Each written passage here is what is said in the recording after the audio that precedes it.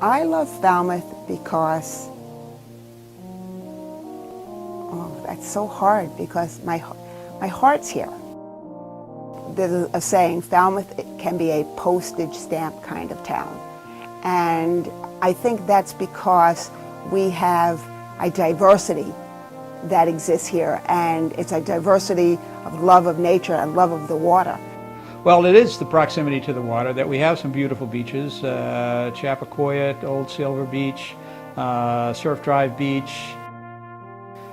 You can take the bike path, the Shining Sea bike path, and go out to Woods Hole and see the waterfront there. You can take the ferries from Woods Hole or from Falmouth to get over to Martha's Vineyard. And so there's a lot of opportunities here that the town provides and that the sea provides. Falmouth is surrounded by history in every place you go, and one of the things I like about Falmouth is it preserves its history. The museums on the green are a prime example of the town's commitment to preserving its own history.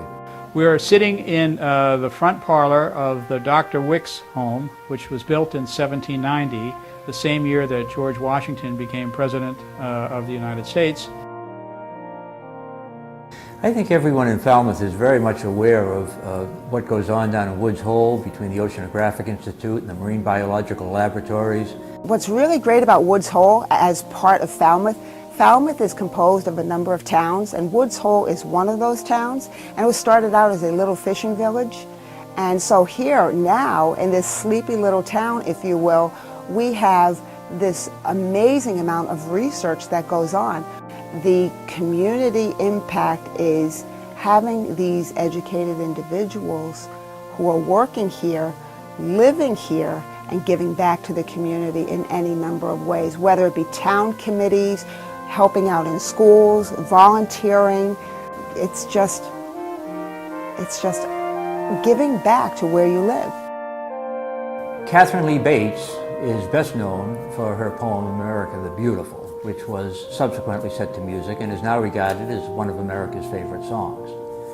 Catherine was born and raised here in Falmouth, and she also wrote a poem about Falmouth and about her love of the town. Never was there lovelier town than our Falmouth by the sea. Never were there friendlier folk than in Falmouth by the sea. I think that about sums it up.